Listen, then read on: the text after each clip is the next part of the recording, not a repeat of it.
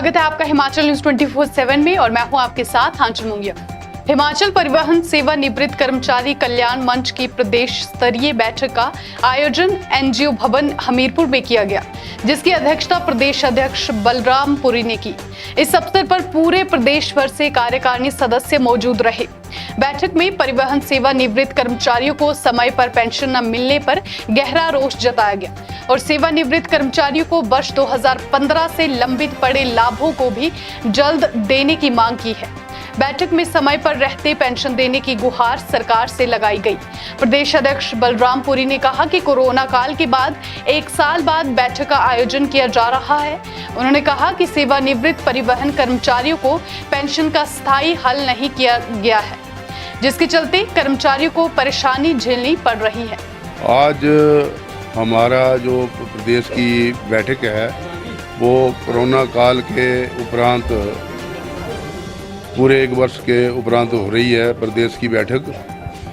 लेकिन इस बात को हम मानते हैं कि कोरोना जो काल था वो सब के लिए था,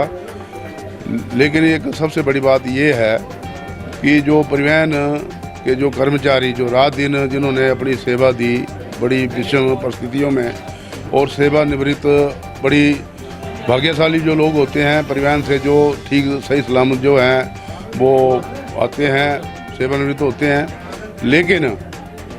और कई बीमारियों को लेकर आते हैं। लेकिन आज स्थिति ये है कि एक परिवहन का कर्मचारी जो है सेवानिवृत्त होने के उपरांत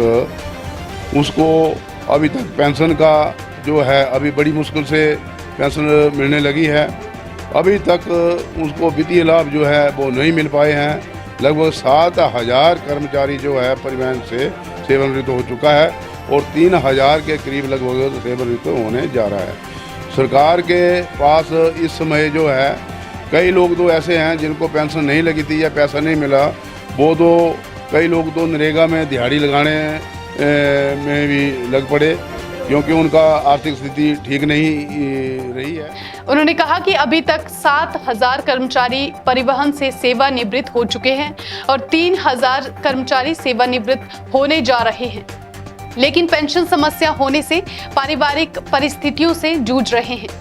और इसी के साथ जो है लगभग 230 करोड़ रुपया जो है जो HRTC से सेवानिवृत्त हो गए हैं वो उन्होंने इस परिवहन निगम और सरकार से लेना है, जो कि कोई मांग नहीं है, वो अपना एक मौलिक अधिकार है। जब से सरकार आई है तब से कुछ ना कुछ तो उसका हल हुआ है, लेकिन हम ये चाह रहे हैं कि इसको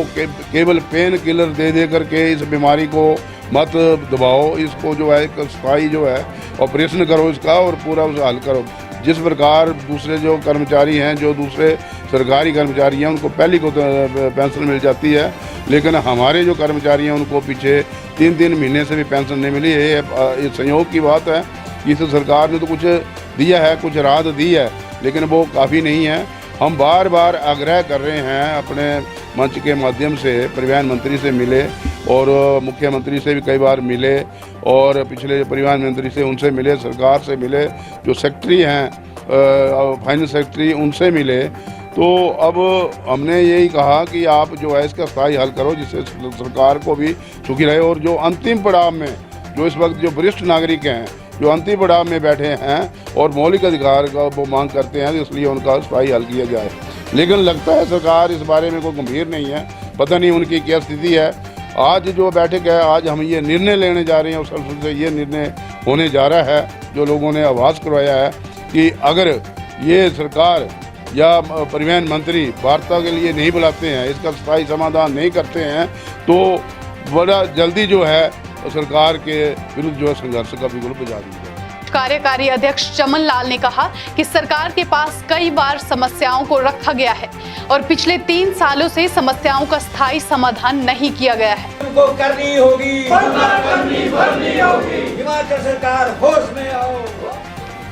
आज हमारा मुद्दा सिर्फ पेंशन का है और पेंशन जो हमें सरकार देती है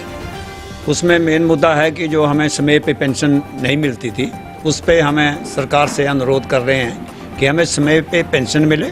और जो भी हमारे पिछले रिटायरियों के वित्तीय लाभ हैं जो कि 2015 से लेकर आज दिन तक लोगों के ड्यूज़ हैं, कोई ग्रेजुटी है, लिव इन कैशमेंट है, डीए का एरियर है, करोड़ों के हिसाब से लोगों ने पैसा सरकार से लेना है। तो मेन मुद्दा है कि हमारा समय पे रहते हमें पेंशन दे, और जितना पैसा हमारा आज दिन तक हमने सरकार से लेना है रिटायरियों का, वो हमें समय रहते सरकार दे। ये मेन मुद्दा आज हमारा है, क्योंकि सरकार से हम बार बार मिलते आए हैं, सरकार से हमारा निवेदन भी रहा है, और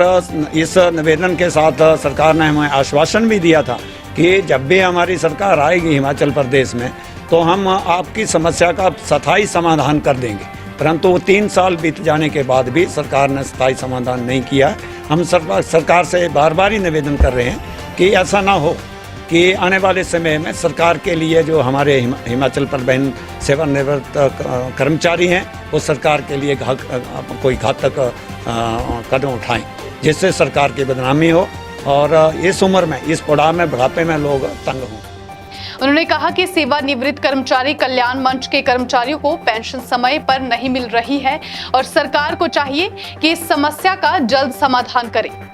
आज जो जिसका हम जिक्र कर रहे हैं कि हमारा कितना पैसा सरकार से लेना है, आज जो हमारा कैलकुलेशन है आज की डेट में वो 265 करोड़ रुपए के करीब बनती है। हम सरकार से यही मांग कर रहे हैं कि एक तो हमारा पिछला टोटल पैसा हमारा दे दिया जाए जो 265 करोड़ है, और हमारे को सरकार ने ये कहा था जब सरकार बननी थी उस वक्त ये कहा था कि जब भी हम आएंगे तो आपकी पेंशन का स्थायी समाधान कर देंगे, और जब भी आप रिटायर होंगे उसी वक्त आपको जो आपका पैसा रिटायरियों का होगा उसी वक्त दे देंगे। परंतु 2015 से लेकर 2021 तक 265 करोड़ रुपया बन चुका है। आज सरकार ने 377 करोड़ रुपए ग्रांट इन एड दी है, परंतु वहाँ कहीं ये नहीं दर्शाया गया कि जो हम आपकी पेंशन है रिटायरियों की उसमें से 377 में इतना करोड़ रुपया जो है वो पेंशन के लिए है। हम यही मांग कर रहे हैं सरकार से कि सरकार ही हमें बताए कि 377 करोड़ में हमको HRTC को, जो HRTC बोलती है कि 35% पैसा जो है ग्रांट इन एड में, जो अधिकारी इस बात को बोलते हैं, सरकार इस बात को बोलती है कि 35% जो ग्रांट इन एड देती है वो पेंशन के लिए है। परंतु सरकार अगर इस बजट में उन्होंने क्यों नहीं दर्शाया कि ये 377 करोड़ में इतना परसेंट हमारा 132 करोड़ रुपए बनता है 377 में से, तो वो सरकार बजट में क्यों नहीं दर्शा रही है कि 377 में 132 करोड़ रुपया जो है वो सरकार का है या पेंशनरों का है, इसमें से ही 132 करोड़ रुपए से पेंशन को सुविधा दी जाए। हिमाचल न्यूज़ 24/7 के लिए हमीरपुर से राजकुमार की रिपोर्ट।